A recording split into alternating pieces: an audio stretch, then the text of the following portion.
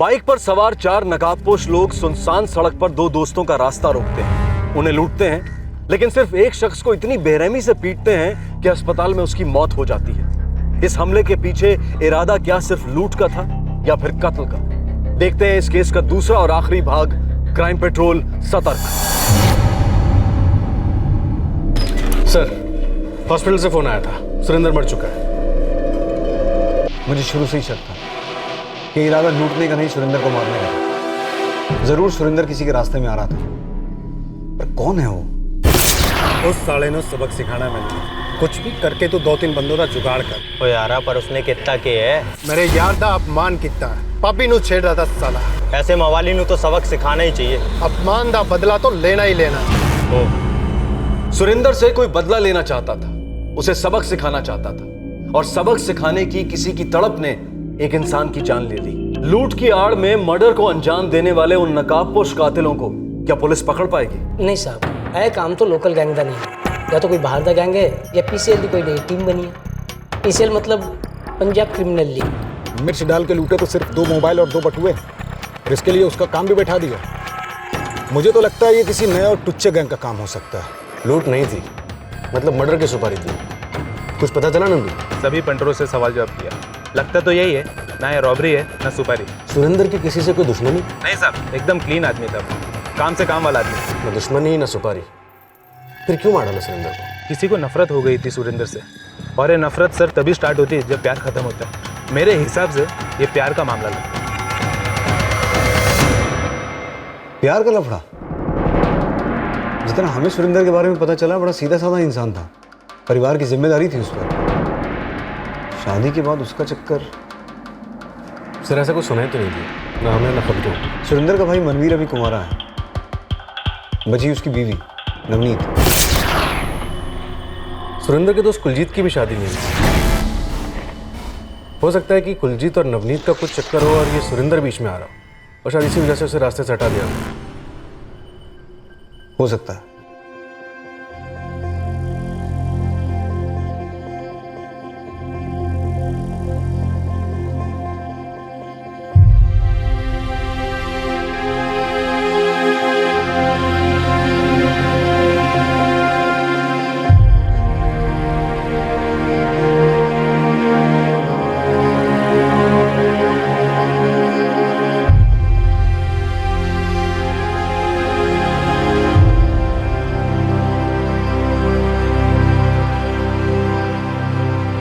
Sir भाभी है वो भी, अब उन पे ऐसे इल्जाम कैसे लगा सकते? नवनीत बहू थी मेरी, अब बेटी है, उस पे ऐसे कीचड़ तो ना उछालो। देखिए, हम किसी पे कीचड़ नहीं उछाल रहे हैं। तो फिर ऐसे बेहुदा सवाल क्यों पूछेगा? सवाल तो पूछे जाएंगे मनवीर, हर तरह के, अच्छे लगे या ना लगे। सुरेंद्र जी, हमें शक है कि आपके बेटे का खून हुआ है। लूट का तो सिर्फ दिखावा था, और कुलजीत पे शक करने की एक ही वजह है, उसका हमले में से साफ बच निकलना। मैं भी पापा जुनों क्या सी कि मुझे कुलजीत पे शक है। क्या कुलजीत और नवनीत के बीच कुछ? अरे नहीं सर, भाभी जी बहुत नेक और अच्छी है, वो घर की काम करती है और साथ साथ प्राजी का पोल्ट्री और खेत में हाथ बताती थी। इतने कम उम्र में ये सब देखना पड़ा उनको।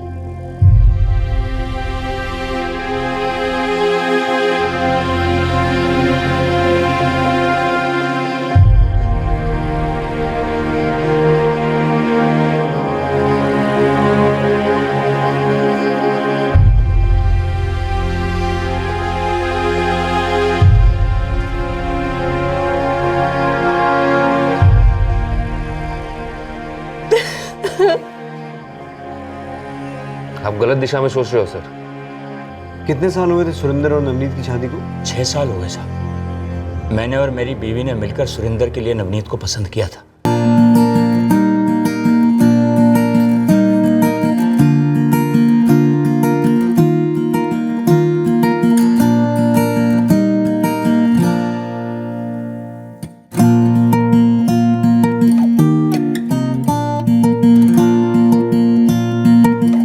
नवनीत हमारे घर विच दूध में शक्कर की तरह घुल मिल गई थी साहब। ब्याह के 1 साल बाद सिमरन आई तो घर की खुशियों को 4 चांद लग गए। नवनीत ने हमेशा घर के लोगों का साथ दिया है, आज भी दे रही।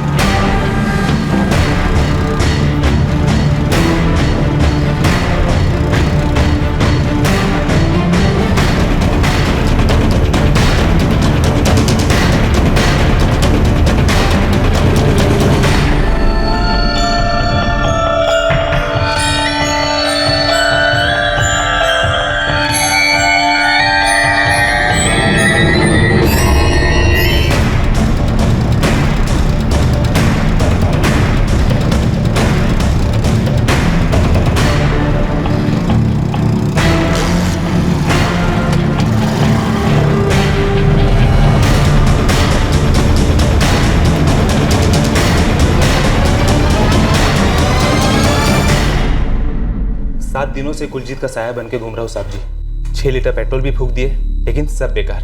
फैक्ट्री में लगभग सभी लोगों से पूछा, सबने बस यही जवाब दिया कि कुलजीत और सुरेंद्र की अच्छी दोस्ती थी और कुलजीत और नवनीत के बीच भी कोई सेटिंग नहीं लग रही। ये सेटिंग वाले रिश्ते छुप कर किए जाते हैं, लोगों के सामने ढिंडोरा पीट के नहीं। ठीक बोले साहब जी, लेकिन ऐसे रिश्तों को आप कितना भी छुपाइए, बू तो आ ही जाती है। घर के अंदर का क्या हाल है? दोनों भाइयों के बीच प्रॉपर्टी को लेकर कोई झगड़ा? प्रॉपर्टी होगी तो झगड़ा होगा ना। इनके पास कुछ ज्यादा है नहीं, कुछ खेती की जमीन है और थोड़ी सी मुर्गियां पाली है। बाकी जो कुछ भी है वो सुरेंद्र ने ही खड़ा किया है। मनवीर भी कुछ काम वाम करता नहीं था, पर भाई से कोई झगड़ा भी नहीं करता था। ठीक है, सलाम सर। ये कुलजीत और सुरेंद्र के जो मोबाइल फोन चोरी हुए थे उनका क्या हुआ? सर दोनों फोन अभी भी स्विच ऑफ है। दोनों मोबाइल्स के IMEI नंबर टेक्निकल डिपार्टमेंट को दे दो। दोनों मोबाइल्स को ट्रैकिंग पे डालने को कहो।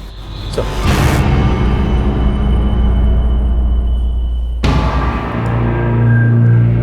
सर कितने हफ्ते हो गए? कब पता चलेगा कि मेरा भाई को किसने मारा है? जब तो वो लोग पकड़े नहीं जाएंगे मुझे चैन नहीं मिलेगा। मनवीर, हम हर मुमकिन कोशिश कर रहे हैं, हमें भी चैन नहीं मिलता जब तक कोई केस सॉल्व नहीं होता। सर लेकिन आप तो कह रहे थे ना कि आपको कुलजीत पे शक है। हाँ, लेकिन कुलजीत के खिलाफ कोई सबूत नहीं है। अभी तो मैं तुम लोगों से यही कह सकता हूँ कि सब्र रखो, हमें अपना काम करने दो। अपनी जिम्मेदारी का एहसास है हमें। एहसास तो मुझे नहीं था। राजी हमेशा काम करते रहते थे, मैं सोता रहता था। वो मुझसे कहा करते थे कि एक दिन मुझे अपनी जिम्मेदारी का एहसास जरूर होगा। क्या पता था कि उनके जाने के बाद होगा। मनवीर, मैं समझ सकता हूँ तुम्हारे परिवार का दुख। जो तुम लोगों के साथ हुआ वो भुलाया नहीं जा सकता। तुम अपने परिवार को संभालो, बाकी सब हम पे छोड़ दो।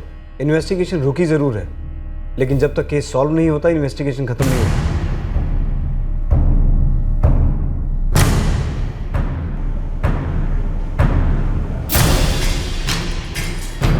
सर, कुलजीत और सुरेंद्र के चुराए गए दोनों फोन अभी भी स्विच ऑफ आ रहे हैं। बस ये कहीं हम अपनी इन्वेस्टिगेशन की गाड़ी नो एंट्री में तो नहीं चला रहे? कोई दूसरा एंगल नजर भी नहीं आ रहा सर। इन हालातों में तो यही कहा जा सकता है। पर ये फाइल ऐसे बंद नहीं रहने वाली, कोई ना कोई सुराग तो जरूर मिलेगा।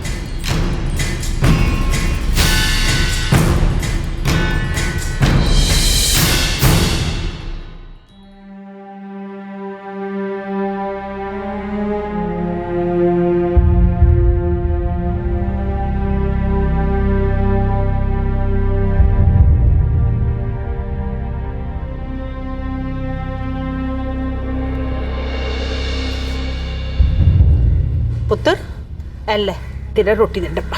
ठीक है बीजी। पापा जी मैं चल रहा, आज मैंने आने में देर हो जाएगी। अंडों की डिलीवरी देनी है, उसके बाद खेती बीज भी खरीदने जाना है। ठीक है पापा जी। चिंता रहे पुत्र।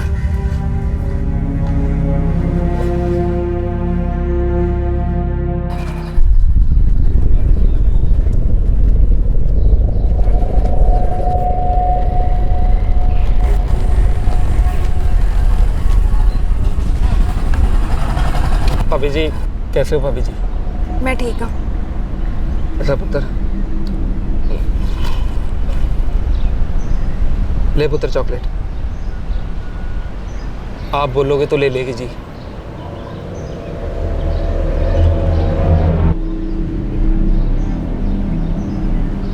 सुरेंद्र बहुत याद आता है जी।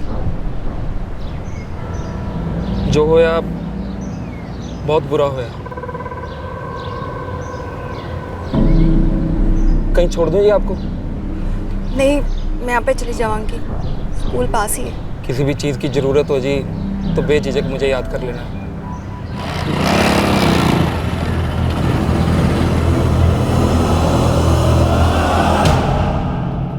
दिन बीतते गए, महीने गुजर गए। मनवीर ने अपने बड़े भाई की जिम्मेदारियों को अपने सर ले लिया और नवनीत ने अपने आप को बेटी की परवरिश और सास ससुर की देखभाल में पिरो दिया। सुरेंद्र की मौत को 2 साल गुजर गए। कुलजीत और सुरेंद्र से छीने गए मोबाइल फोन्स के IMEI नंबर्स ट्रैकिंग पर डाल दिए गए थे, लेकिन पिछले 2 साल से ये दोनों फोन्स बिल्कुल खामोश थे। क्या ये केस भी ऐसे ही खामोशी में दफन होने वाला था?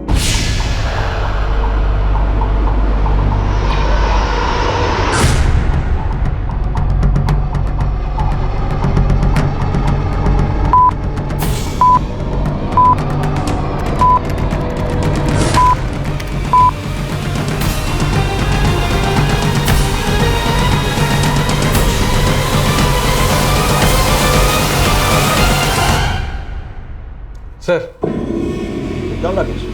सर 2 साल पहले सुवेनपुर लिंक रोड से 2 फोन चोरी हुए जिसके IMEI नंबर हमने ट्रैकिंग पर डाले थे। सर अब जाके उसमें से एक नंबर एक्टिवेट हुआ है। 2 साल बाद? यस सर फोन लुधियाना में एक्टिवेट हुआ है। डिटेल्स निकलवाओ। सर हमने सारी डिटेल्स निकलवा ली हैं। ये सिम कार्ड किसी विराज लाकड़ा के नाम पे रजिस्टर्ड है।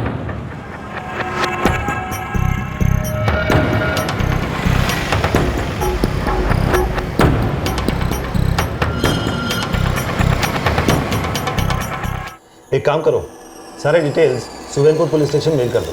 मैं वहाँ के ऑफिसर से बात करता हूँ। Yes sir. हेलो। 2 साल पहले आपके पुलिस स्टेशन में एक केस दर्ज हुआ था। विक्टिम था सुरेंद्र कक्कर। कोई क्लू मिला उस केस का? उस केस में जो 2 फोन IMEI ट्रैकिंग पर डाले थे उनमें से एक लुधियाना में एक्टिव हुआ है। ये तो ब्रेकिंग न्यूज़ है हमारे लिए। कोई विराज लाकड़ा नाम का बंदा उसे यूज कर रहा है। सर बस ही वो मुखिर गांव वाले सुरेंद्र कक्कर की फाइल निकालो। उस केस में चोरी हुए 2 मोबाइल फोन में से एक लुधियाना का कोई विराज लाकड़ा इस्तेमाल कर रहा है। डिटेल्स अभी थोड़ी देर में मेल पे आ जाएंगे। धर लो उसे। सर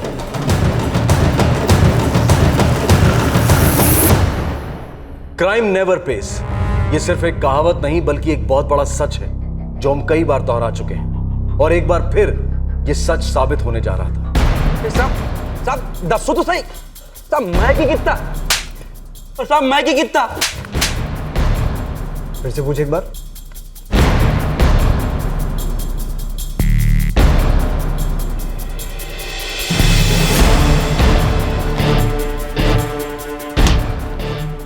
दो साल इंतजार किया है, अभी 2 सेकंड्स नहीं करेंगे।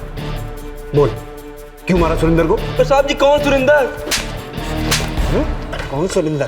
बैठ बैठ। चल एक चांस और दिया तुझे। मुखिर गांव का सुरेंद्र जिसका खून किया तूने अपने 3 साथियों के साथ मिलके, उसका और उसके दोस्त का फोन भी चुराया। मर्डर? नहीं साहब जी, मैं कुछ नहीं किया। ये फोन तो मैंने भी 2 दिन पहले खरीदा पैसे देकर। पूरे 1500 रुपए दिए जगजीत उपल को। जगजीत उपल कौन है? साहब जी वो मैकेनिक है।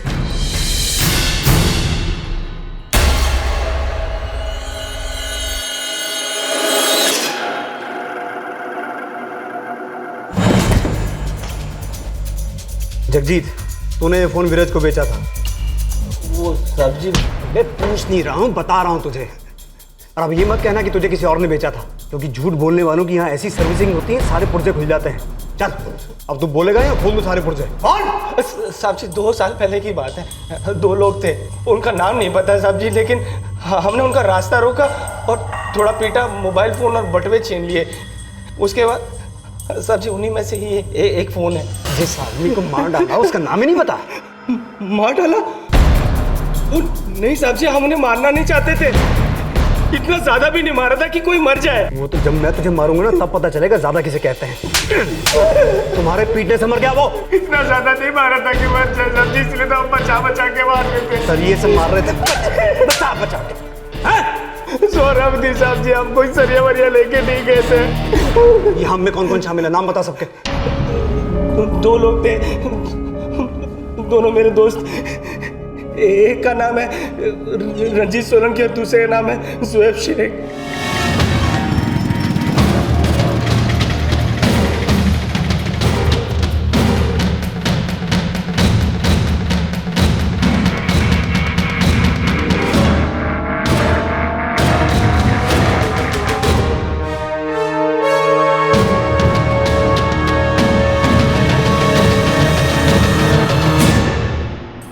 इस काम के लिए मुझे रंजीत ने बुलाया था। और तेरे लिए तो जान हाजिर है। दस की करना है? वो यार मेरा एक दोस्त है, उसने मेरे से मदद मांगी थी। उसकी भाभी नू छेड़ता एक मवाली, बस उस मवाली ने अकल ठिकाने लगानी है। यार थोड़ा कुटेंगे, अपने आप अकल ठिकाने लग जाएगी।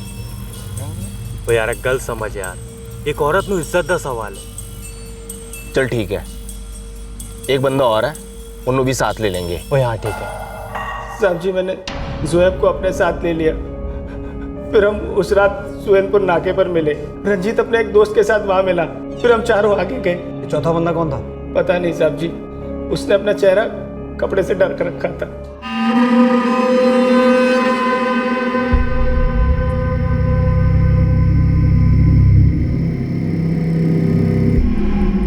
तो कितने भेजाना तुम लोगों को? हाँ, कितने मिलेगा वो मोबाइल? चलो मेरे साथ, बताता हूँ। चल।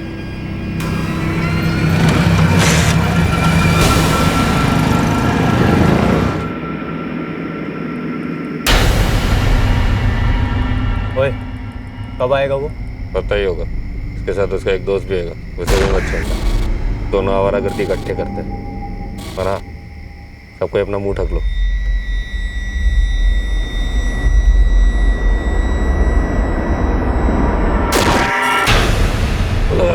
चल चल चल चल चल चल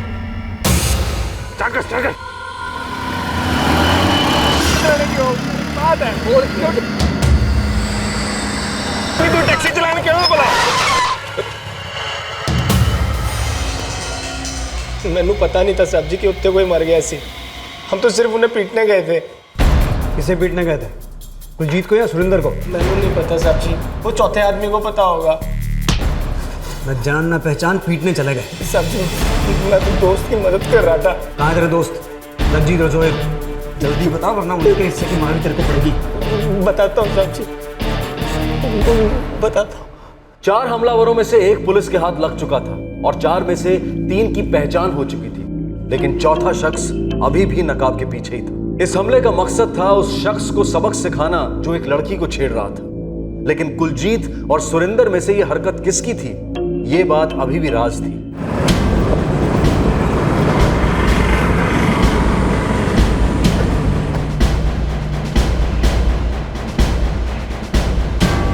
जुएब शेख कहाँ है?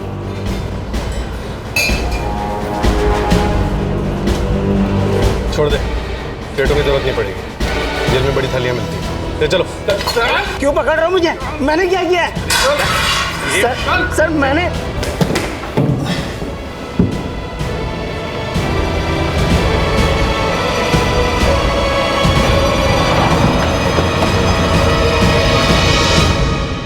कुछ चाहिए था साहब? हाँ तू चल। अरे चल। ले चल। सर मैंने किया क्या? अरे मुझे क्यों लेके, मैंने किया क्या है सर? मुझे क्यों लेके जा रहे हो? लगता है सारे दोस्तों की याददाश्त बहुत खराब है। 8 अगस्त 2012 को जगजीत और जोएब के साथ किसको मारने निकला था? कुलजीत को या सुरेंद्र को? सोचना बंद करो, जवाब दे। अगर हमने अपने हिसाब से जवाब दिलवाया ना तो देख 206 हड्डियां जवाब देंगी। जिस तरह पीट पीट के सुरेंद्र को मारा ना तुमने, वही हासिल करेंगे तुम्हारा भी। साहब हमने किसी को नहीं मारा साहब जी। बड़ा याराना है तुम्हारा। तेरे बाकी दोस्त भी यही कह रहे हैं, फिर तो तू भी यही मानेगा कि तुम तीनों के साथ एक चौथा बंदा और था? जी साहब जी। नाम तेरा क्यों बताएगा? साहब जी मैंने कुछ नहीं पता साहब जी। वो आदमी तो हम लोग उस बंदे तक पहुंचाने के लिए आया था जिसे हमें सबक सिखाना था साहब जी। मैंने कुछ नहीं पता। चल कोई नहीं, सरिया मंगवाया है अभी, तब तक इससे नेट प्रैक्टिस करते हैं। माफ कर दो साहब, माफ कर दो साहब।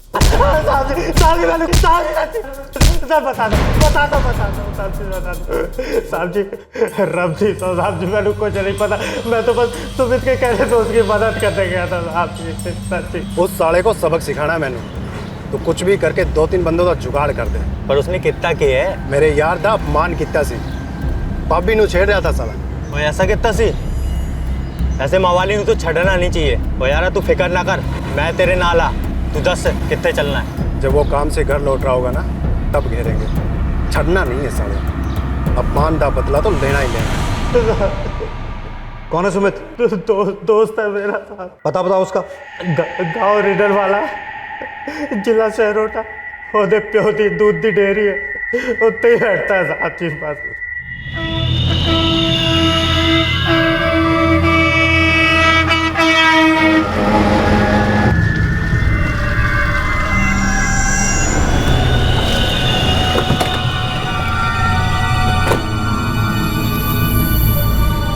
सुमित का है? वो तो अपने यारा नाल अमृतसर गया मत्था टेकन। उसका फोन नंबर दो। तो उसने कुछ गलत किया है क्या? फोन नंबर यहीं दोगे या थाने चलकर दोगे?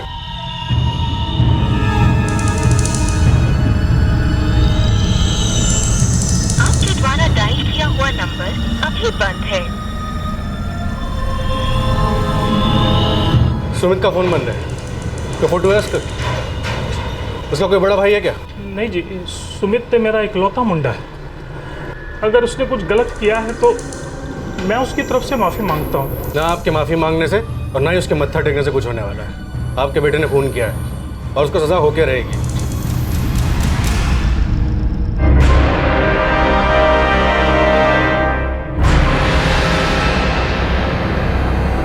सर, अमृतसर पुलिस को सुमित पुनिया की फोटो भेज दिए, जल्दी पकड़ा जाएगा।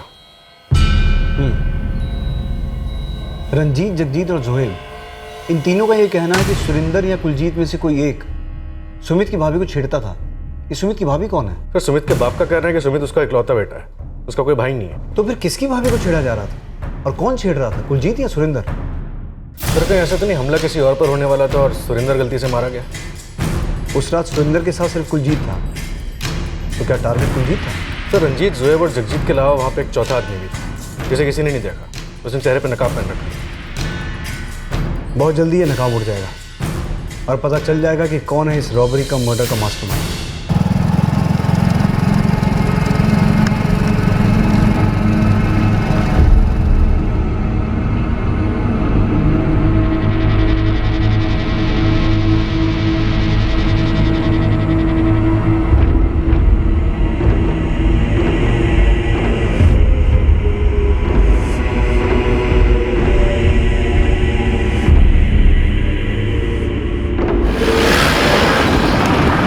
कहीं ऐसा तो नहीं बगल में छोरा और शहर में ढिंढोरा? हम बाहर हाथ पैर मारते रहे और कांड कोई घर का आदमी कर गया हो?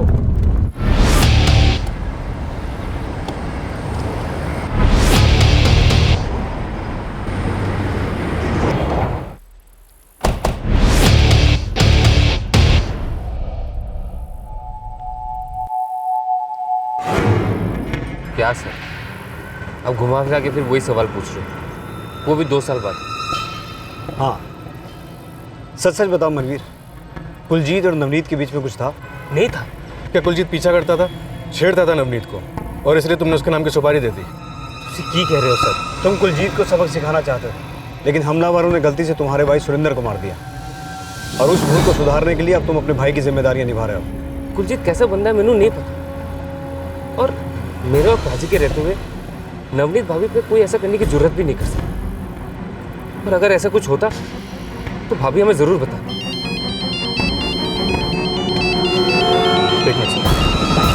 हेलो, अमृतसर पुलिस ने सुमित पुनिया को पकड़ लिया, उसे यहाँ भेज रहे हैं।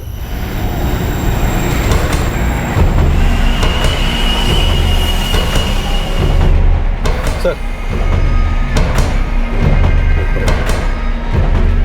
ठीक है मनवीर, लेकिन मेरी बात याद है ना, केस जब तक सॉल्व नहीं हो जाता इन्वेस्टिगेशन खत्म नहीं होता। इस केस को सॉल्व होने में 2 साल लग गए, पर अब और देर नहीं लगेगी।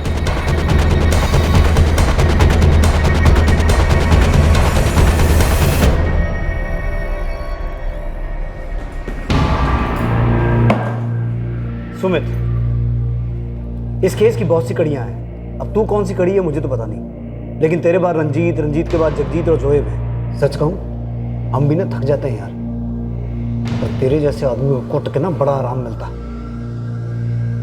बोल, अपने आराम का करूं बंदोबस्त या अपने से पहले वाली कड़ी का नाम बताएगा? नहीं साहब, मैं बोलता, पर क्या बोलूं? वो किसकी भाभी थी, किसने छेड़ा था, जो तूने रंजीत और उसके दोस्तों की मदद से कुलजीत और सुरिंदर को पिटवाया और सुरिंदर को तो मार ही डाला?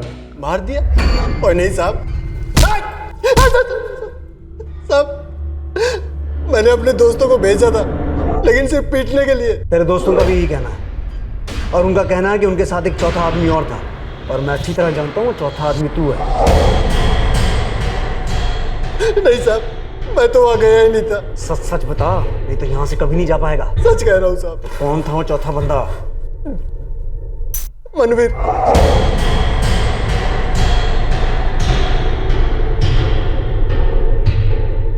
पुलिस को मनवीर पर शक हुआ था कि शायद उसने ये हमला करवाया था, लेकिन मनवीर ने इस बात से साफ इनकार कर दिया। लेकिन सुमित के बयान के बाद इस केस की गुत्थियां सुलझ रही थी और चौथा नकाबपोश शायद मनवीर ही था। क्या सुरेंद्र का खून गलती से हुआ था या फिर यह सारा जाल सुरेंद्र को मारने के लिए ही बना गया था?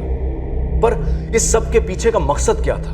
मनवीर मेरा दोस्त है साहब, गांव की एक शादी में मिला था और दोस्ती हो गई। एक दिन वो मुझसे मिलने डेयरी पे आया था, परेशान था, मदद चाहिए थी मुझसे।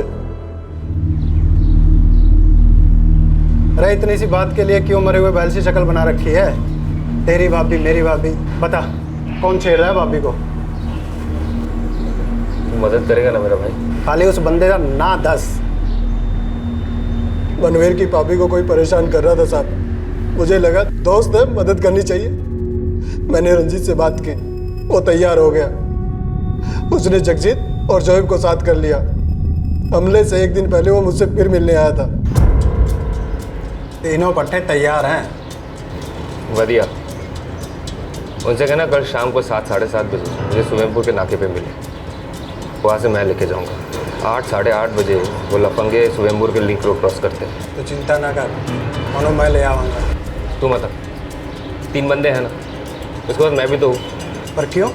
यार है तू मेरा, इसलिए तुझे इस जमले से दूर रखता हूँ। और तूने मेरी इतनी मदद की है यार, अब उन लोगों को मेरे बारे में सब बता दिया ना। कोई भी तेरे से कोई सवाल नहीं पूछेगा। मैंने भी तेरे बारे में कुछ नहीं बताया, तेरा नाम तक नहीं। बड़ी यारी नहीं भाई है मेरा काम यहीं तक था जी। उसके बाद वो तीनों मनवीर से मिले और उसने जिसको कहा उसे कुट देता।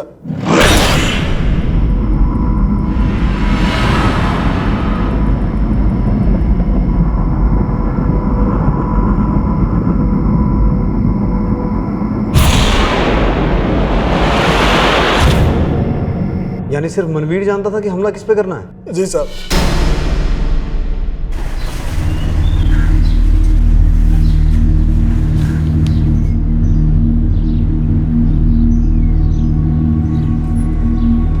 कितने जा रहा है पता? बहुत जी अमृतसर जा रहा हूँ, कुछ जरूरी काम आ गया, चलता हूँ। कहीं छोड़ दूँ?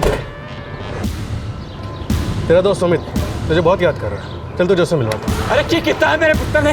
हाय रब्बा, ए की हो रहा? की कितने हैं? क्यों लेके जा रहे हो? बता मनवीर, बता अपने माँ बाप को, तूने अपने भाई की जान ली। ले चलो। अरे सुनिए, छोड़ो तो सही, मैं जी कुछ करो।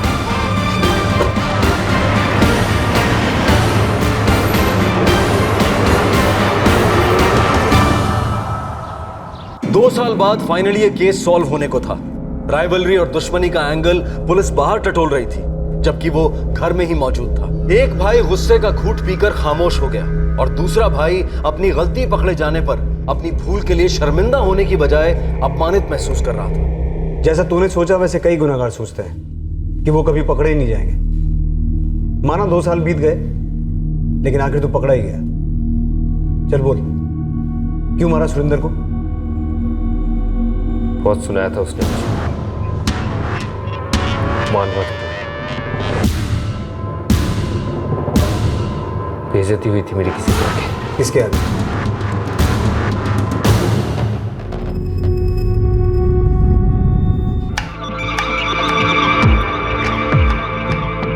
मैं नवनीत को पहले से पसंद करता था। उसे पहली बार देखा उस दिन से, जब सुरेंद्र के साथ उसे देखने गया था।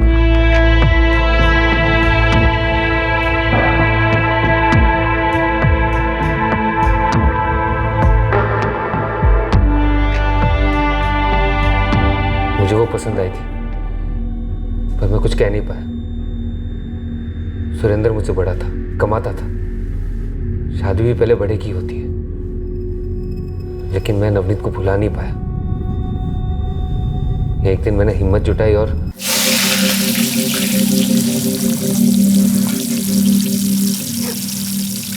बहुत सोहनी लगती हो जी तुझे,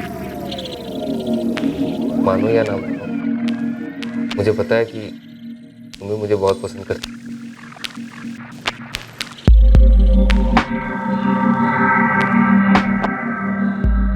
करती हो ना? आया ना?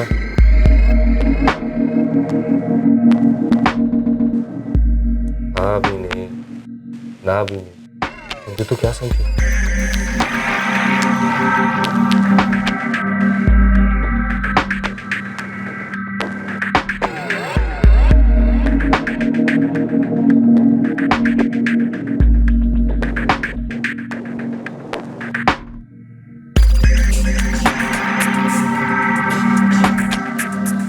उसकी हाथ ही सर, आग दोनों तरफ लगी हुई थी।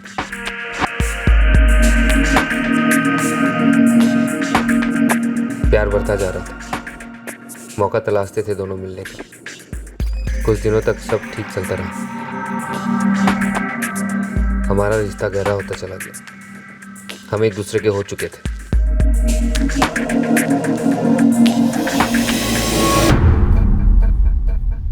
पर किस्मत खराब थी सर।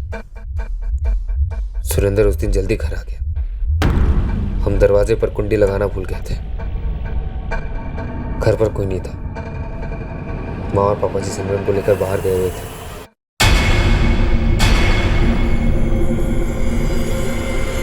सुरेंद्र हम दोनों पर बहुत गुस्सा। नवनीत और मुझे बहुत भला बुरा सुनाया, बहुत कड़वी बातें कही। हमारे पास चुप रहने के अलावा और कोई चारा ही नहीं था।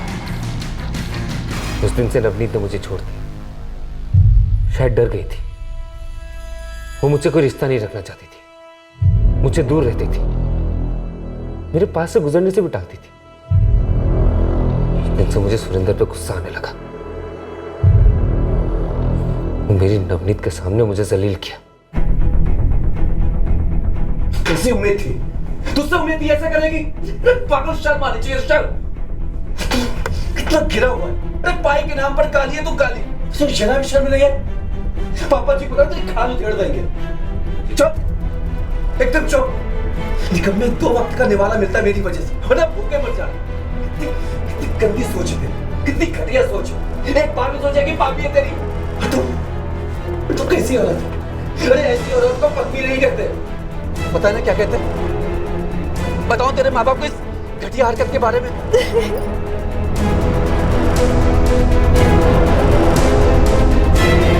जब अपने ही धोखेबाज है तो कोई क्या कर सकता है? किसी से कुछ नहीं कहना। लेकिन याद रखो बेशर्म, अगर दोबारा ऐसी हरकत गिरी हुई की तो पूरे गांव के सामने मुंह दिखाने लायक नहीं होगा। मुझे कोई परवाह नहीं।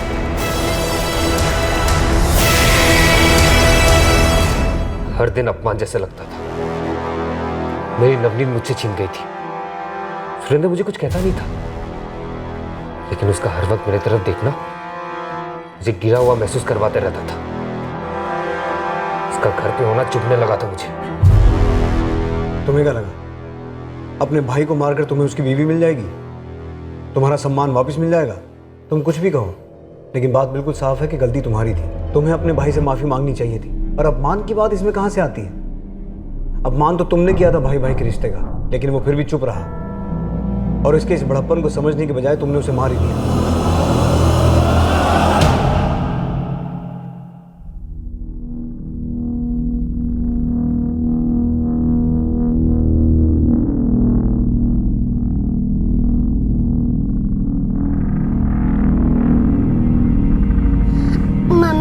चाचा ने पापा को क्यों मारा?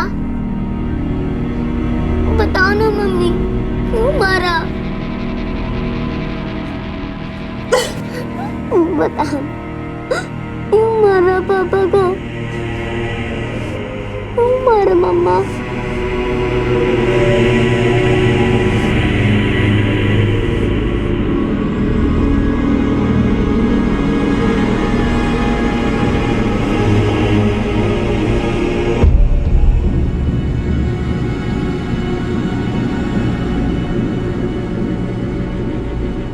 मनवीर, सुमित, जगजीत, रंजीत और जुबैन को आईपीसी की धारा 302 के तहत हत्या के लिए, धारा 390 के तहत रॉबरी के लिए और धारा 34 के तहत एक ही मंशा से कई लोगों द्वारा आपराधिक कार्य करने के लिए बुक किया गया है। कुलजीत से छीना गया मोबाइल फोन पुलिस को जगजीत के घर से बरामद हुआ। 2 साल, आखिरकार पूरे 2 साल बाद यह केस सॉल्व हुआ और एक बार फिर से यह सच साबित हुआ कि क्राइम नेवर पेज। सुरेंद्र के माता पिता को ना तो मनवीर और नवनीत के अवैध रिश्ते के बारे में पता था और ना ही मनवीर द्वारा रचे गए सुरेंद्र को मारने के षड्यंत्र के बारे में। दोनों ही बातें उनके लिए बहुत शॉकिंग थी। पहली बार पकड़े जाने के बाद ही नवनीत को अपनी गलती का एहसास हो गया था और उसने मनवीर के साथ अपने सारे रिश्ते तोड़ दिए थे।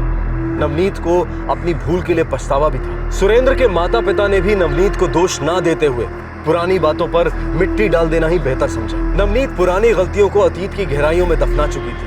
वो कानूनन कसूरवार तो नहीं थी, लेकिन एक घाव उसके मन पर हमेशा दस्तक देगा, क्योंकि मनवीर ने जो किया कहीं ना कहीं वो भी उसकी एक वजह बनी थी। हाँ, ये सच है कि हर इंसान की अपनी चाहतें होती हैं, अपनी पसंद होती है, और अपनी चाहतों, अपनी ख्वाहिशों को पूरा करने का हर इंसान को हक भी है। लेकिन अपने अरमानों को पूरा करने के लिए किसी दूसरे की जान ले लेना, ये हक किसी भी इंसान को नहीं है। अगर रिश्ता खुशी नहीं दे रहा है तो आप उससे बाहर निकल सकते हैं, बाहर निकल के एक नया रिश्ता भी जोड़ सकते हैं। लेकिन रिश्तों की बलि चढ़ाकर, अपराध के रास्ते पर चलकर मायूसी और सजा के अलावा और कुछ हासिल नहीं होता। आपसे फिर मुलाकात होगी क्राइम पेट्रोल सतर्क में एक और नए केस के साथ। तब तक अपना ख्याल रखें, सुरक्षित रहें और याद रखें, अगर आप अपनी गलती को ना मानकर उसे नजरअंदाज करेंगे तो वो आपकी आदत बन जाएगी। सही वक्त, सही कदम, सतर्क रहें। जय हिंद। इस तरह के और भी एपिसोड देखने के लिए हमारे चैनल को सब्सक्राइब करें और बेल आइकन दबाना ना भूलें।